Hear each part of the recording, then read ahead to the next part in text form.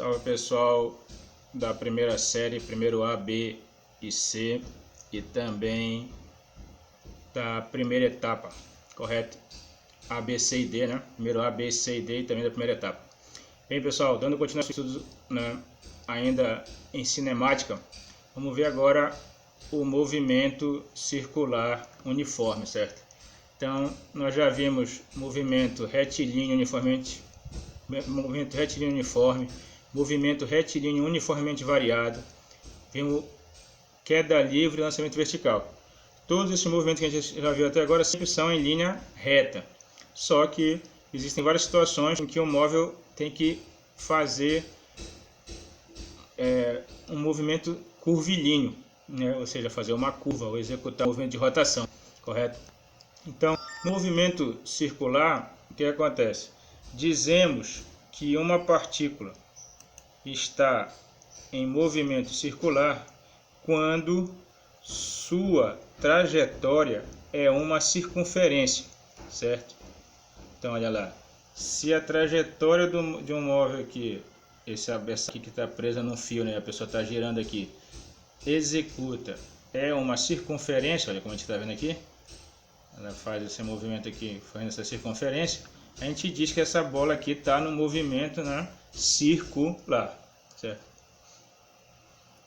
Além disso, se o valor da velocidade permanece constante, o movimento é denominado circular uniforme. Então, se essa bola aqui está girando sempre com a mesma velocidade, a gente diz que ela está executando um movimento circular uniforme.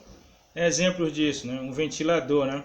Um ventilador, quando ele está girando, ele está em movimento circular uniforme, porque ele está girando com a mesma velocidade, certo?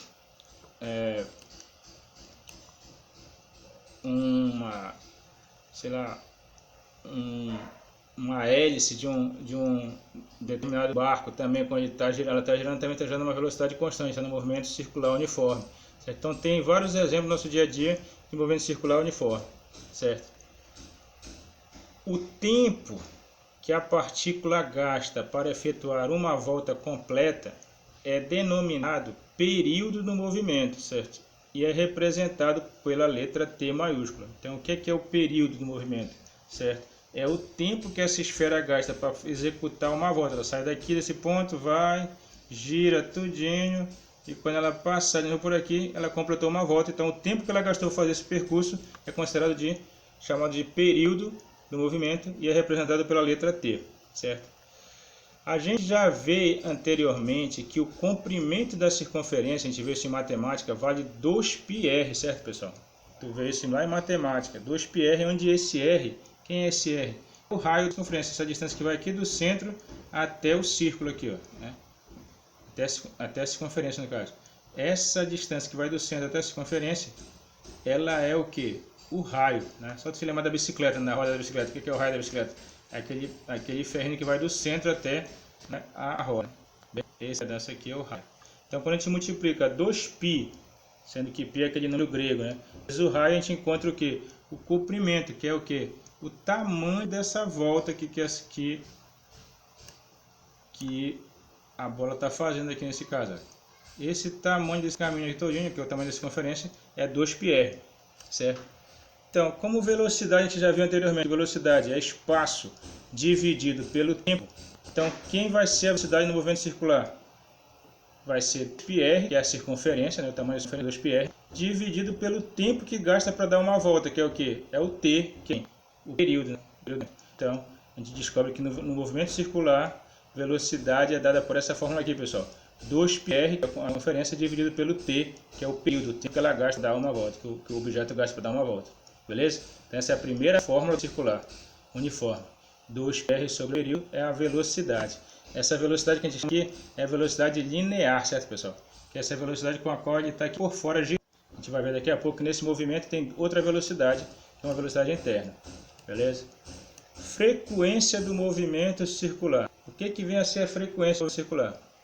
A frequência está bem aqui, ó. A frequência f de um movimento circular uniforme é definida por F de frequência é igual ao número de voltas efetuadas dividido pelo tempo gasto para efetuar. Então, se eu pego o número de voltas que ele já fez e divido pelo tempo que ele gastou para fazer essas voltas, eu vou encontrar a frequência, certo? Então, frequência é o número de voltas dividido pelo tempo gasto. Este resultado representa o número de voltas que o objeto executa por unidade de tempo. Então, se ele dá muitas voltas em pouco tempo, ele tem uma grande frequência.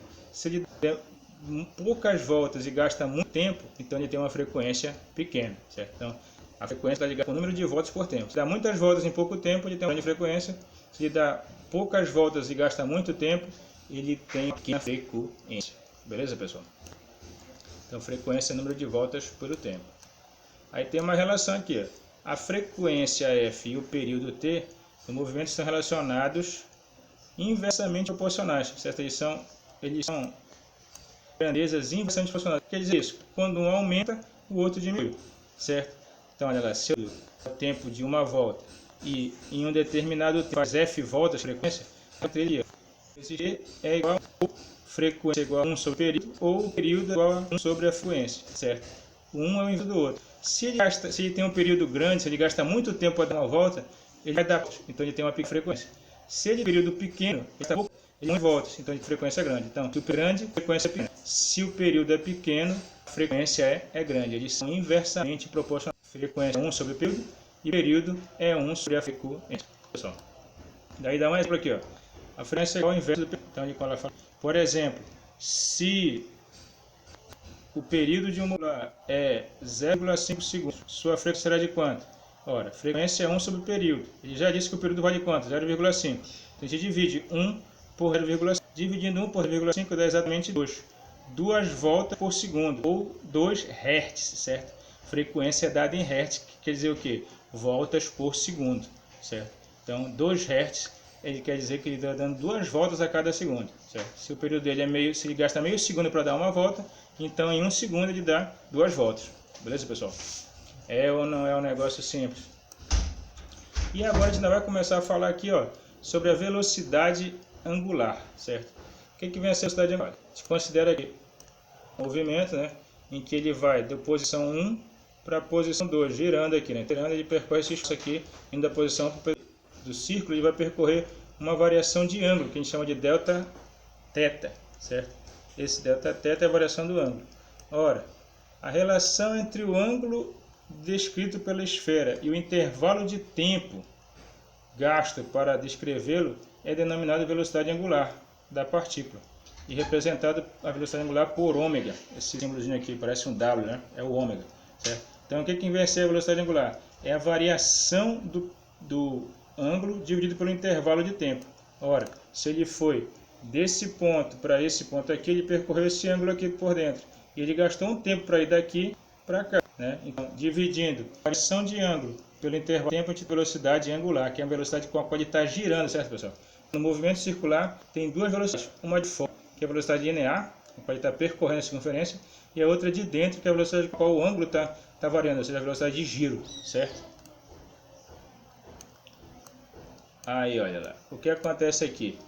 Quando ele dá uma volta, ele percorre 2 π radianos, certo? A gente já viu isso em matemática. 360 graus é 2 π radianos.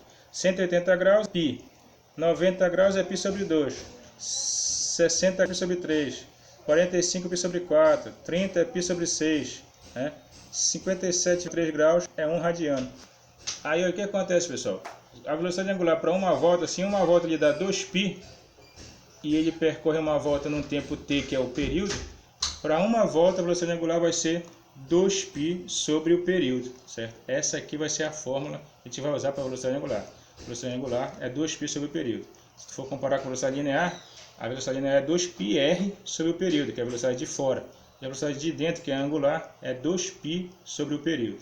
Beleza, pessoal? Então, no movimento circular, tem duas velocidades. A velocidade externa, que é a velocidade linear, e a velocidade de giro, a velocidade do ângulo, que é a velocidade angular.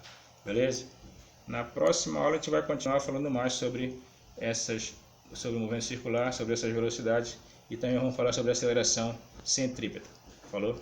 Por enquanto era isso aí. Qualquer coisa, mandem as mensagens pelo grupo ou conferência do Sigeduc. Não esqueçam de deixar um comentário com o teu nome e turma para mim saber que você está assistindo o vídeo. Se qualquer também pode colocar no comentário se você conseguiu entender ou não. Falou? Fiquem com Deus. Valeu, moçada.